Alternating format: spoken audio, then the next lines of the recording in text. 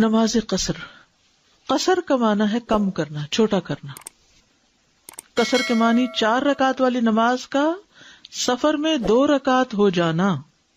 نماز قصر کی مشروعیت کیا ہے، یعنی اس کی دلیل کیا ہے؟ قرآن مجید میں آتا ہے وَإِذَا ضَرَبْتُمْ فِي الْأَرْضِ فَلَيْسَ عَلَيْكُمْ جُنَاحٌ أَن تَقْصُرُوا مِنَ الصَّلَاةِ إِنْ خِفْتُمْ أَن يَفْتِنَكُمُ الَّذِينَ كَفَرُوا إِنَّ الْكَافِرِينَ كَانُوا لَكُمْ عَدُوًّا مُبِينًا.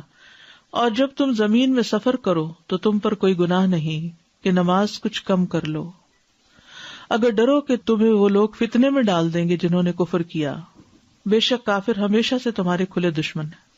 تو ابتدائی طور پر نبی صلی اللہ علیہ وسلم کے تقریباً جتنے بھی سفر تھے وہ سب کون سے سفر تھے؟ جنگی سفر تھے. تو اس وجہ سے یہاں خاص طور پر اگر تم ڈرو کہ وہ فتنے میں ڈال دیں گے تمہیں، تو ابتدائی طور پر قصر کا حکم نماز خوف کے ساتھ ملا کر ہی آیا ہے. لیکن نبی صلی اللہ علیہ وسلم کی سنت سے ہمیں پتہ چلتا ہے کہ آپ نے خوف کے علاوہ بھی امن کی حالت میں بھی قصر کی ہے. ٹھیک، سفر میں 2 رکعت نماز کی فرضیت کو باقی رکھا جانا. نبی صلی اللہ علیہ وسلم کی زوجہ عائشہ رضی اللہ عنہا کہتی ہیں، صحیح مسلم کی روایت ہے کہ جب اللہ نے نماز فرض کی تو وہ 2 رکعت فرض کی، یعنی ابتدا میں جو نماز کا حکم آیا وہ کیا تھا؟ 2. پھر حضر کی صورت میں اسے مکمل کر دیا اور سفر کی نماز کو پہلے فریضے پر قائم رکھا گیا. ٹھیک ہے، یعنی گھر میں ڈبل کر دیا گیا اور سفر میں اصلی نماز کو رکھا گیا. ابن عباس سے روایت ہے، انہوں نے کہا اللہ نے تمہارے نبی صلی اللہ علیہ وسلم کی زبان سے نماز فرض کی، حضر میں 4 رکعات، سفر میں 2 رکعات، اور خوف جنگ میں امام کے ساتھ 1 رکعت اور امام کے بغیر 1 رکعت. اللہ کی طرف سے صدقہ. یہ قصر کیا ہے؟ چھوٹی نماز کیا؟ اللہ کی طرف سے صدقہ. یعلا بن امیہ کہتے کہ میں نے عمر بن خطاب رضی اللہ عنہ سے اس آیت لیس علیکم جناح ان تقصروا من الصلاة ان خفتم ان یفتنکم الذین کفروا، اس کے بارے میں پوچھا کہ لوگ تو امن میں آ چکے ہیں، پھر کیوں قصر کریں؟ کیونکہ اس آیت میں کیا ہے؟ ان خفتم، اگر تمہیں ڈر ہو. تو حضرت عمر رضی اللہ عنہ نے فرمایا کہ مجھے بھی یہی تعجب تھا کہ قرآن میں تو یہ آتا ہے، یعنی جیسے تمہیں تعجب ہے تو میرے ذہن میں بھی یہی بات تھی. تو میں نے رسول اللہ صلی اللہ علیہ وسلم سے اس کے متعلق پوچھا تو آپ نے فرمایا یہ صدقہ ہے، اللہ نے تم پر یہ صدقہ کیا، پس اس کا صدقہ قبول کرو. یعنی تمہارے لیے آسانی کی ہے. صدقہ کا مطلب جب کسی پہ صدقہ کرتے تو کیا اس کے لیے آسانی کرتے، تو اللہ نے تمہارے لیے آسانی کی ہے. قصر میں اللہ کی رحمت. ابن قیم کہتے ہیں سفر بذات خود عذاب کا ایک ٹکڑا ہے، یہ خود ہی مشقت اور دقت ہے. اگر کوئی مسافر خوشحال ترین لوگوں میں سے بھی ہو تو وہ اپنے حساب سے مشقت اور دقت ہی میں ہوتا ہے. چاہے آپ بزنس کلاس کیا فرسٹ کلاس کی بھی سیٹ بک کر لیں تو 14 گھنٹے فلائٹ کے اندر بند رہنا قید خانے سے کم نہیں ہوتا، کہ جس میں زیادہ زیادہ لیٹنے کی بھی جگہ کتنی ہوتی ہے، اور پھر یہ کہ چلنے پھرنے کی تو نہ ہونے کے برابر، اور پرائیویسی بھی کم ہوتی ہے، اور تھکاوٹ بھی ہوتی ہے، ایئر پریشر بھی ہوتا ہے، سب کچھ ہوتا ہے. جی، یعنی اس دور میں تو خیر بہت ہی زیادہ مشقتیں تھیں، لیکن آج کے دور میں بھی کسی بھی قسم کا سفر ہو تھکاوٹ تو ہوتی ہی ہوتی ہے. اور جب انسان تھکتا ہے تو سب سے پہلے کیا متاثر ہوتا ہے؟ چاہے کچن میں کھڑے ہو کے تھکے، نماز مشکل ہو جاتی. تو جانے سے پہلے ہی پڑھ لیا کریں.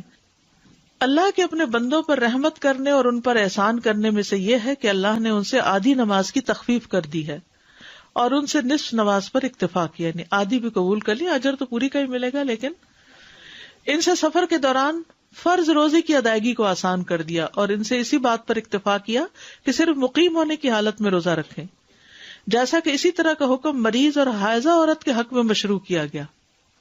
یعنی حیض کی حالت میں عورت کے ساتھ بھی آسانی کی گئی کہ اس کی تو بالکل ہی نماز معاف، لیکن روزہ بعد میں رکھ لے. اللہ نے انہیں عبادت کے فائدے سے کلی طور پر محروم نہیں کیا اور نہ ہی سفر میں اسے اس طرح لازم کیا جیسے کہ مقیم ہونے کی حالت میں ان پر لازم کیا. اتنا بڑا سبق ہے اس میں کہ حالات بدلنے سے احکام بدل جاتے ہیں. تو ہم چینج کو کیوں نہیں ایکسپٹ کرتے اپنی عملی زندگی میں؟ موسم، حالات، زندگی، کتنی تبدیلیاں آتی ہیں. یعنی کامیاب لوگوں کی نشانی ہوتی ہے کہ وہ چینج کو ایکسپٹ کر لیتے ہیں، اور جو چینج کو ایکسپٹ کر لیتا ہے نا وہ بڑے بڑے کام کر جاتا ہے. اپنی زندگی کو ضائع نہیں کرتا. ورنہ لوگ دو چیزوں کے بیچ میں اٹکے رہتے ہیں ہر وقت، یا ماضی کو یاد کرتے رہتے ہیں اور اس کی یادوں میں کھوئے رہتے ہیں اور روئے رہتے ہیں، اور یا پھر مستقبل کے خوف اور اندیشوں میں پریشان رہتے ہیں جو بھی ہے ہی کچھ نہیں. اور جو آج کا حال ہے اور جو آج نعمتیں ملی ہیں وہ نظر بھی نہیں آتی، سامنے رکھی نظر نہیں آتی. تو اس کیفیت سے نکلنے کی ضرورت ہے ہم سب کو. جب یاد آئے ماضی کی بہت ستائے، کیونکہ ماضی کی یادیں خوشگوار ہونے کے ساتھ ستاتی بھی ہیں، تو فوراً کہے کہ اللہ اس وقت کیا کیا نعمت ہے میرے پاس، اب میں کس حال میں ہوں. اور آپ یقین کیجئے کہ آپ پہلے سے بہتر میں ہوں گے، کیونکہ ایک فطری قانون ہے وَلَلْآخِرَةُ خَيْرٌ لَكَ مِنَ الْأُولَى. انسان پروگرس کرتا ہے. ٹھیک ہے مشکلات تو ہر دور کی کچھ نہ کچھ رہتی ہی ہیں، لیکن اگر ان کو آپ نمبر دیں نا تو جو آپ بڑے ہوتے جائیں گے بہت سے برڈن آپ کے کم ہوتے جائیں گے. نبی صلی اللہ علیہ وسلم کی سنت ابن مسعود سے مرفوعاً روایت ہے کہ آپ صلی اللہ علیہ وسلم سفر میں روزہ رکھتے بھی تھے اور ترک بھی کرتے تھے، یعنی چھوڑ بھی دیتے تھے، اور 2 رکعت نماز پڑھتے تھے اور ان کو ترک نہیں کرتے تھے، یعنی فرض کی 2 رکعتوں سے زیادہ نہیں پڑھتے تھے. نبی صلی اللہ علیہ وسلم کا ہمیشہ سفر میں قصر نماز پڑھنا، ہمیشہ، چھوٹا سفر تھا یا بڑا، ہمیشہ آپ نے اپنے قیام کی جگہ سے باہر قصر ہی کی ہے. یہ اصول اب یاد رکھیے کیونکہ اس پر آگے کے احکام بیس کریں گے.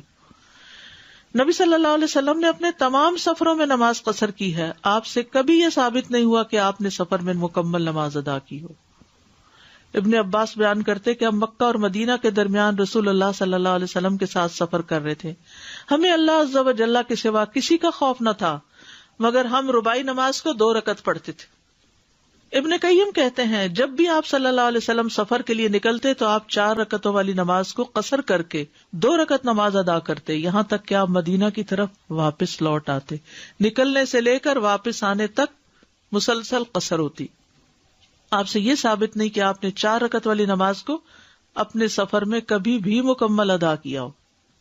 شیخ ابن عثیمین کہتے ہیں کہ بعض اہل علم کا کہنا ہے کہ سفر میں مکمل نماز پڑھنا مکروہ ہے، کیونکہ ایسا کرنا نبی صلی اللہ علیہ وسلم کی مسلسل اور دائمی سیرت کے برعکس ہے. رسول اللہ صلی اللہ علیہ وسلم نے کبھی بھی کسی سفر میں مکمل نماز ادا نہیں کی، اور آپ نے فرمایا ایسے نماز پڑھا کرو جیسے مجھے پڑھتے ہوئے دیکھتے ہو.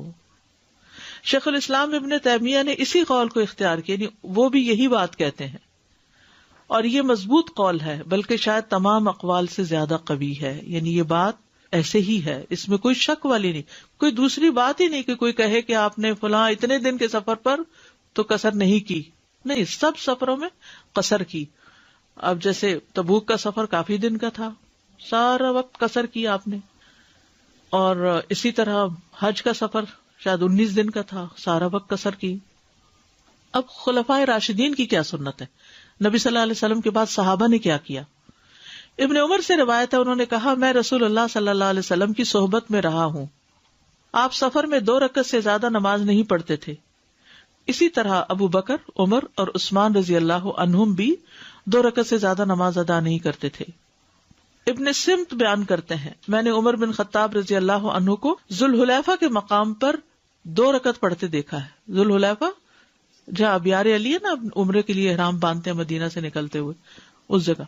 تو میں نے ان سے اس کے بارے میں پوچھا تو انہوں نے فرمایا میں تو اسی طرح کرتا ہوں جس طرح میں نے رسول اللہ صلی اللہ علیہ وسلم کو کرتے ہوئے دیکھا ہے. اور سنن نسائی کی روایت ہے. صحابہ کا قصر کو ترجیح دینا. عبد الرحمن بن یزید سے روایت ہے، انہوں نے کہا کہ ہمیں عثمان بن عفان نے منا میں 4 رکعتیں پڑھائیں.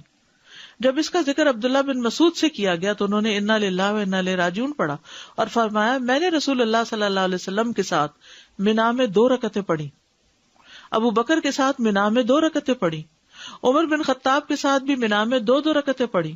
کاش 4 رکعتوں کی بجائے میرے حصے میں وہی 2 رکعتیں آئیں جو اللہ کے یہاں مقبول ہوں. یعنی اصل بات کیا ہے؟ اللہ کی اطاعت اور نبی صلی اللہ علیہ وسلم کی سنت، اللہ کی اطاعت.